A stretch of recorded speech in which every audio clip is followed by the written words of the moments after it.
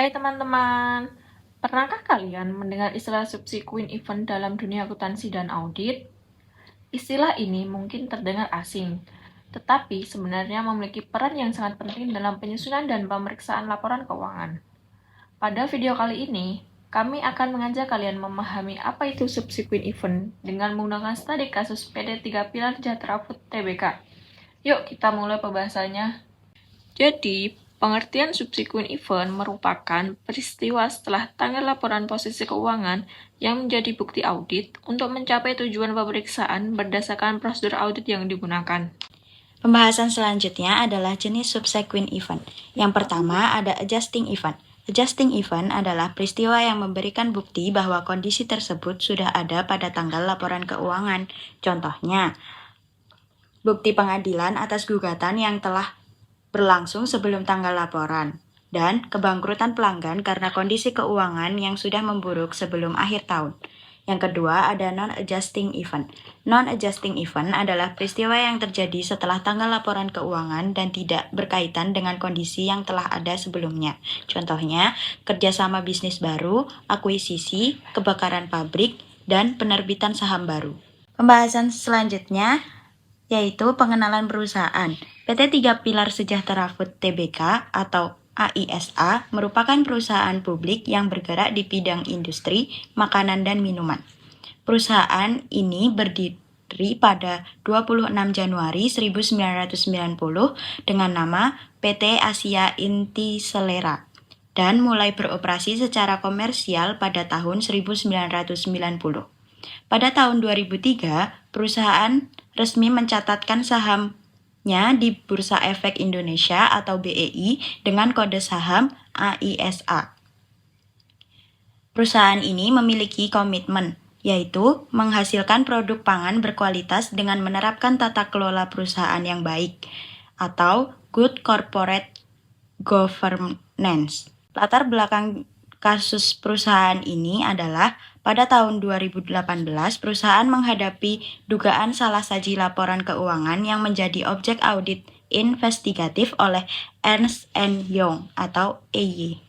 Pembahasan selanjutnya peristiwa setelah tanggal pelaporan. Berdasarkan catatan nomor 40 dalam laporan keuangan consolidation tahun 2017 PT 3 Pilar Sejahtera, terdapat beberapa peristiwa penting yang terjadi setelah tanggal pelaporan di awal tahun 2018. Peristiwa ini pertama terjadi pada tanggal 30 Januari 2018, di mana PT Pertani dan PT Sukses Abadi Karya Inti resmi menandatangani kerjasama strategis terkait pengadaan, pengolahan, serta pemasaran beras premium. Tak lama berselang, tepatnya pada 28 Februari 2018, kerjasama berupa kembali disepakati dalam skala yang lebih luas. Kali ini melibatkan Perum Bulog bersama PT Sukses Abadi Karya Inti, PT Indo Beras Unggul, dan PT Jatisari Seri Rezeki untuk berkolaborasi dalam mengolah gabah menjadi beras premium. Kasus audit. Pada tahun 2018, PT 3 Pilar Sejahtera Food dihadapkan pada guncangan besar akibat adanya dugaan ketidaksesuaian dalam laporan keuangan tahun buku 2017. Merespon masalah tersebut, rapat umum pemegang saham mengambil ketindak-tegasan dengan menunjukkan kantor akuntan publik Ernst & Young untuk melakukan audit investigatif.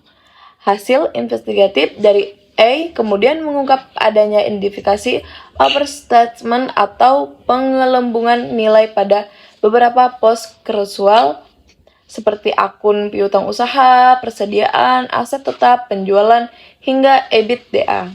Indikasi kuat mengenai adanya dugaan salah saji material ini membuktikan bahwa laporan keuangan tahun 2017 yang tidak disajikan sebelumnya tidak sepenuhnya mencerminkan kondisi keuangan real perusahaan.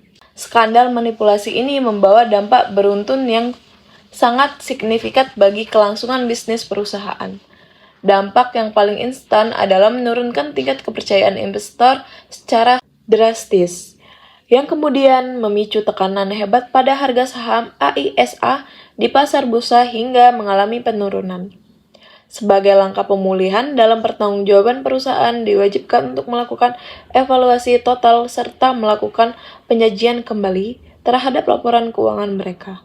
Selain itu, kasus ini juga memaksa manajemen untuk melakukan perbaikan penyeluruhan pada sistem tata kelola perusahaan berdasarkan prinsip Good Corporate Governance agar integrasi perusahaan dapat dipulihkan di masa depan. Pembahasan selanjutnya yaitu tentang analisis berdasarkan standar audit 650. Yang pertama, berdasarkan standar audit 560, auditor wajib mengevaluasi peristiwa yang terjadi setelah tanggal pelaporan hingga tanggal laporan auditor diterbitkan. Yang kedua, kerjasama PT 3 Pilar Sejahtera Food Tbk dengan PT Pertani dan Perum Bulog merupakan non-adjusting event karena terjadi setelah 31 Desember 2017 dan tidak mengaruhi kondisi keuangan pada tanggal pelaporan. Yang ketiga, pada tahun 2018, hasil audit investigatif mengungkap adanya dugaan salah satu material dalam laporan keuangan tahun 2017. Informasi tersebut merupakan fakta yang diketahui setelah laporan audit diterbitkan, sehingga auditor harus menilai dampaknya terhadap laporan keuangan dan opini audit sesuai standar audit 560. Yang keempat, apabila fakta material tersebut telah diketahui sebelum laporan auditor diterbitkan, auditor perlu mempertimbangkan revisi laporan keuangan atau perubahan opini audit. Pembahasan selanjutnya yaitu tentang penyelesaian audit. Yang pertama, dilakukan audit investigatif oleh Ernst & Young untuk memperoleh bukti mengenai dugaan penyimpangan dalam laporan keuangan. Yang kedua, hasil investasi disampaikan kepada pihak terkait seperti manajemen, Dewan Komisaris, OJK, dan Bursa Efek Indonesia sebagai bentuk pertanggungjawaban dan transparansi.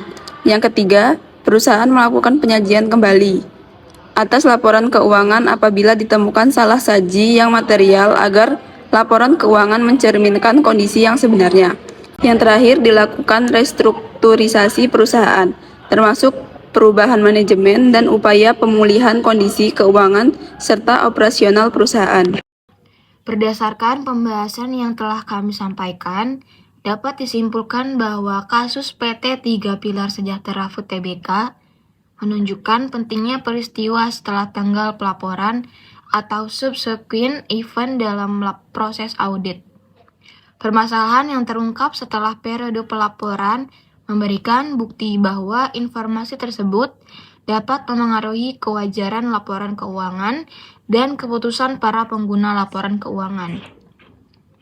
Oleh karena itu, auditor harus menerapkan standar audit 560 dengan mengevaluasi setiap peristiwa yang terjadi setelah tanggal pelaporan, menentukan apakah diperlukan penyesuaian atau pengungkapan tambahan, serta memastikan laporan keuangan tetap andal dan sesuai dengan kondisi yang sebenarnya.